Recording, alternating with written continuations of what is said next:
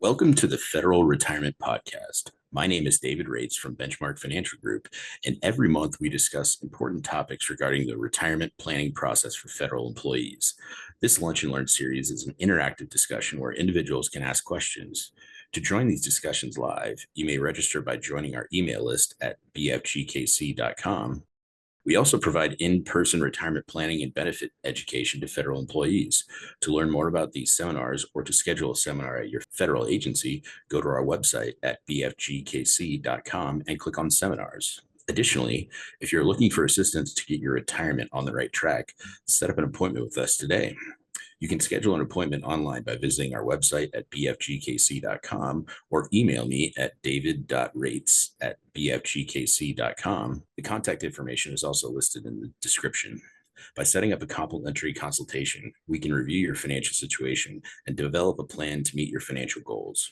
We hope you enjoyed this topic and hope to connect with you soon. Well, thanks for tuning in to this month's call, everyone. If you've been paying attention to the news lately, you probably noticed that there's been a return of volatility in the market that we haven't seen for a little while. So we thought it'd be worthwhile to talk about a little bit about TSP and navigating retirement, specifically in volatile markets. Feel free to chime in with any questions that come to mind and we'll get going. Alrighty. So one of the more important things to take into consideration with TSP is pinpoint. You always got to remember you have two options for funding: pre-tax, which is the traditional side of TSP. That was the option, the original option, the option that was in place for years and years and years. And then probably about like 10 years-ish ago, the TSP was trying to keep up with 401k options on the street and added the Roth TSP component. So important thing to keep in mind about traditional contribute. Each dollar you put into the traditional side of TSP reduces your current tax bill. On the flip side, with the Roth TSP contribution, you're funding the Roth TSP with money that you've already paid taxes on. And the idea with that one is you leave that money in and take it out tax-free after age 59 and a half. So with the Roth, ideally, you want to fund it earlier on in your working career, have a ton of gains, and take that out tax-free as a retiree. But circling back to the traditional piece of things, your contributions and withdrawals are taxed as ordinary income. So you always got to keep in mind that Uncle Sam's gonna tax you at ordinary income rates when you get to the point of taking that money out. Alrighty, so TSP contribution limits for 2025.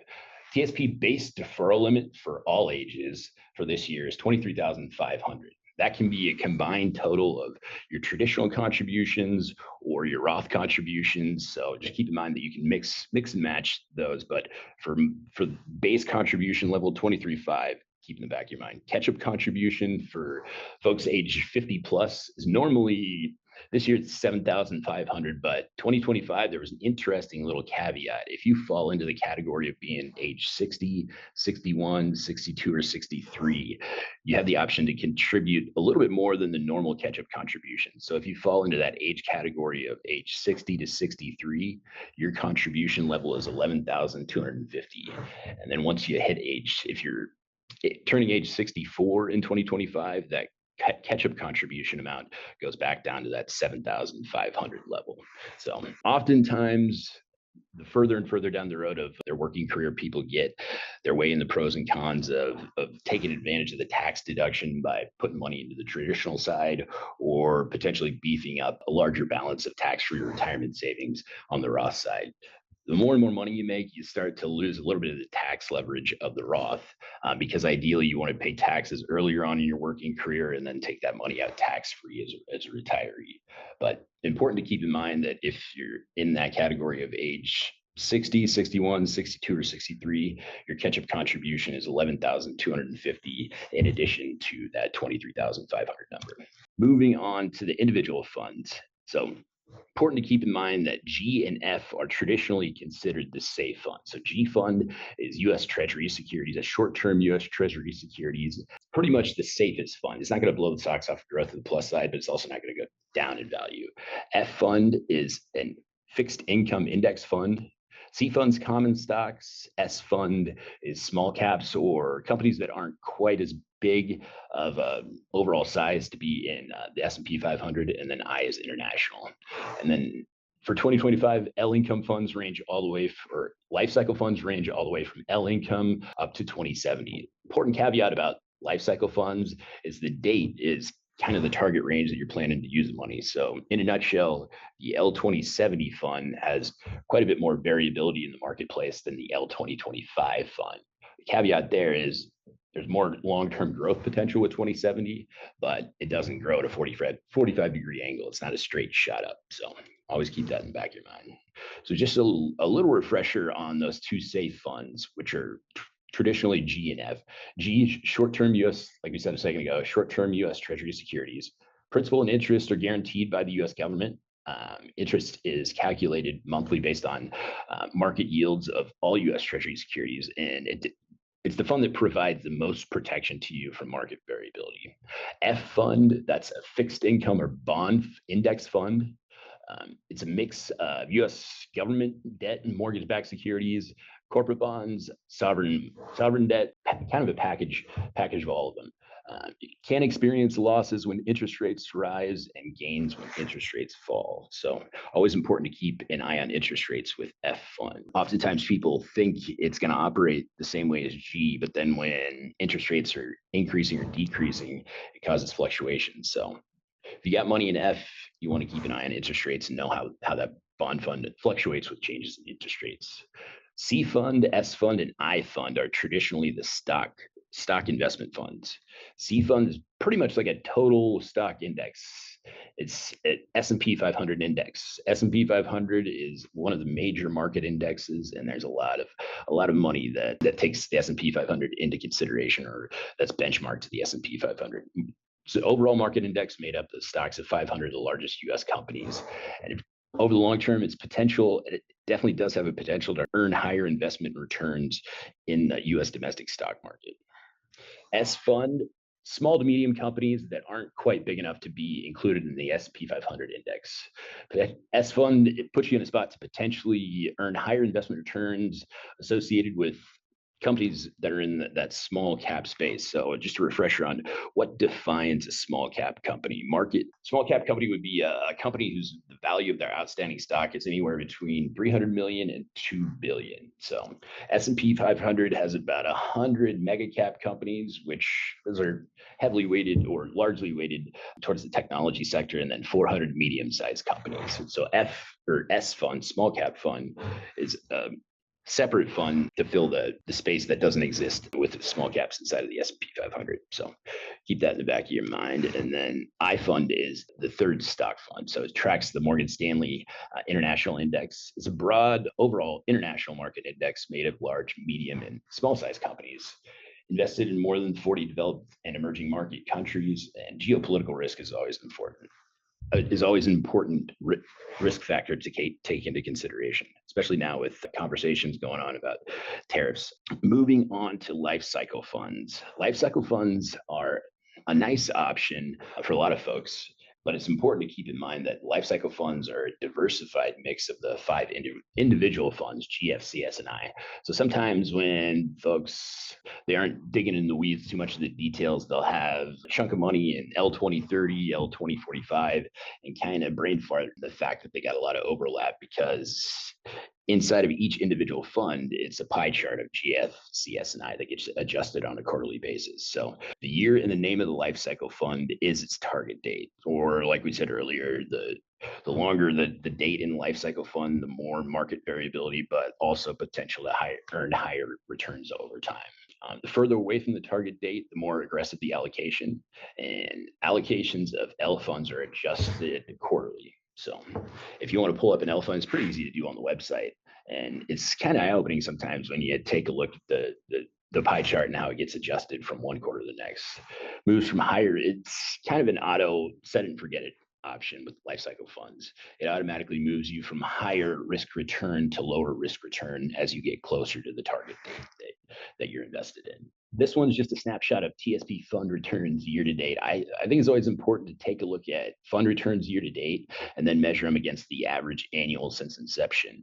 I was thinking an interesting number is C Fund's average annual return since January of 1988 is averaged out at about just shy of 11%, 10.91%. It doesn't grow at 10.91% every year, but over the long term, keeping in mind that just shy of 11% total return over that duration of time since January of '88 is an eye-opening statistic. So right now, C&S fund are down a little bit, or they were down quite a bit in April, but it should be interesting to see what the numbers come back with once we get to the end of May, because the market got stung quite a bit in the last few weeks, or in the last month or so, or the last 2 months, but it's climbed back a lot of the losses that we saw from April this month.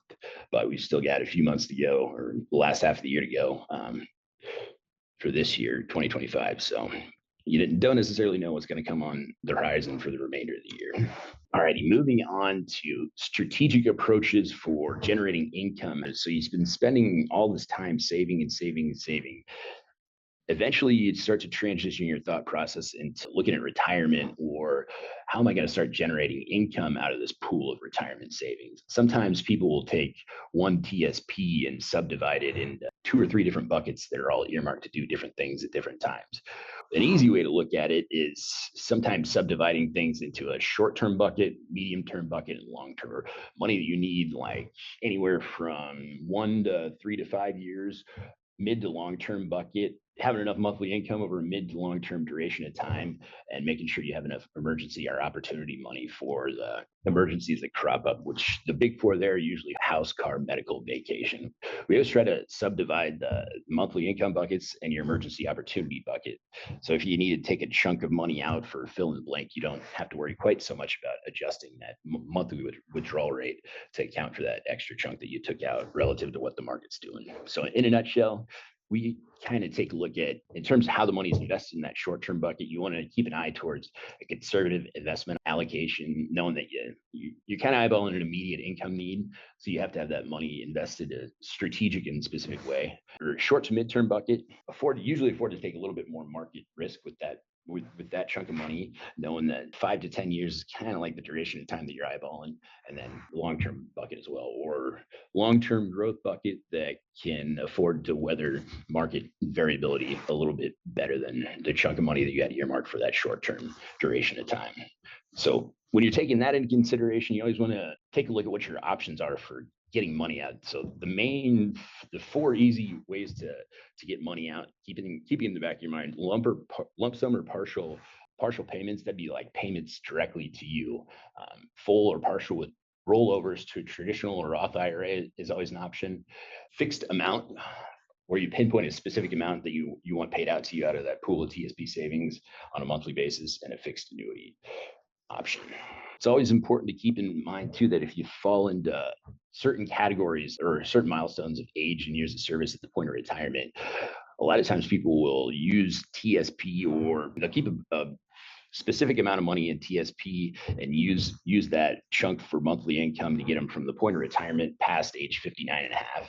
For whatever reason, age 59 and a half is this age that applies to pretty much every retirement savings account that exists in the marketplace. And if you're in a spot where you can retire from the federal government prior to 59 and a half, you always still have to keep that age in the back of your mind.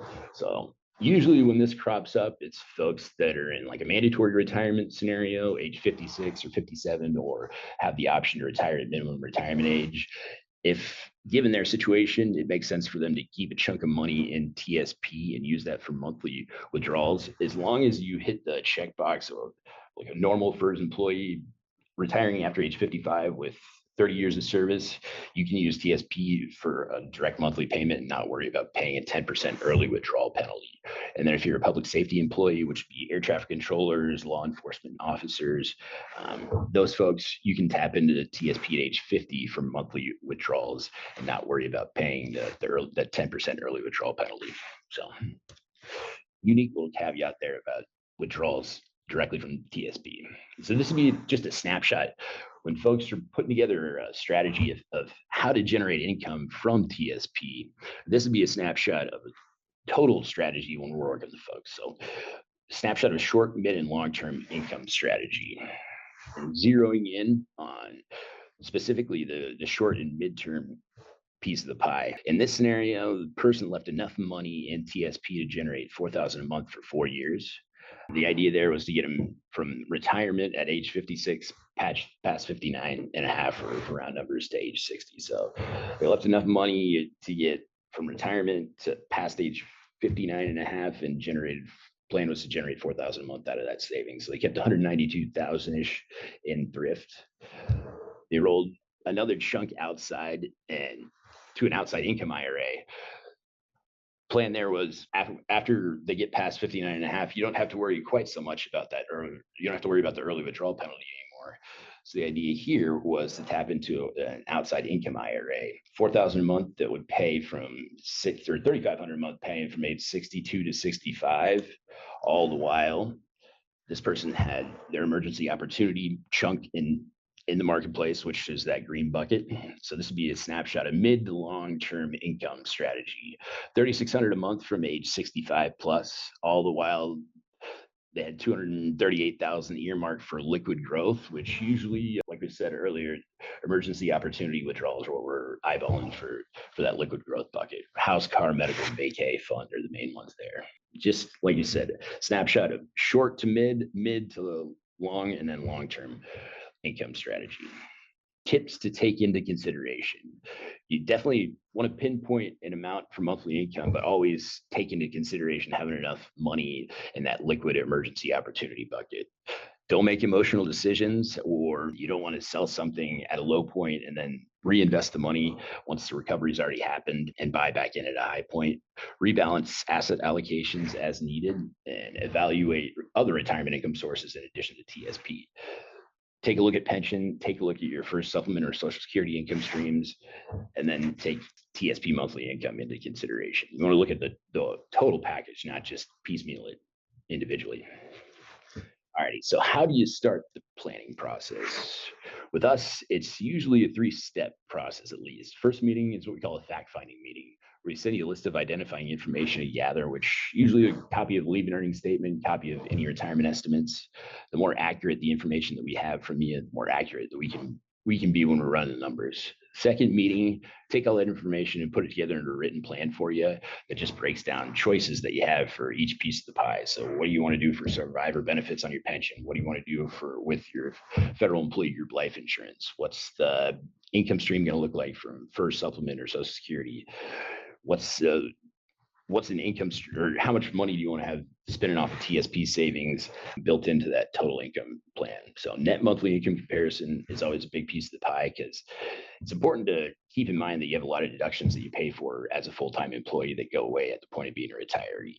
And that's where you put together an income strategy with TSP money. And then going forward, it's an exercise in refining the plan and then implementing. Items of information to bring for the first meeting. Like we said a second ago, just a recent copy of the leave and earnings statement, because we always take a look at what you're paying for now relative to the deductions that go away as at the point of being a retiree. Any estimates that you can get your hands on are always valuable to have. A copy of just a recent TSP statement so we can get an idea of balance and the funds that you're invested in. Any other investments that you had earmarked for retirement income that you want to build into the plan, and then detail on any insurance policies or long-term care policies or insurance outside of federal employee group life insurance. Just a recent copy of a social security statement. If you haven't taken a look at one, it's not one that you log into like every day to take a look at, but if you haven't taken a look in a while, it's worth logging in to see what the statement looks like. Divorce decree, if that's a piece of the pie. And then sometimes people want to start to incorporate spouses benefits into an overall plan too. So our goal is to provide every federal employee we talk to with a customized analysis of their benefit and retirement options. So how about any questions, Patty? There aren't any questions. Thanks for tuning in, everybody. If you think of any questions that we didn't touch on the call, you can always give me a call, send me an email, or submit your questions via the website. Thanks for being on the call, and hope to see you guys in the near future.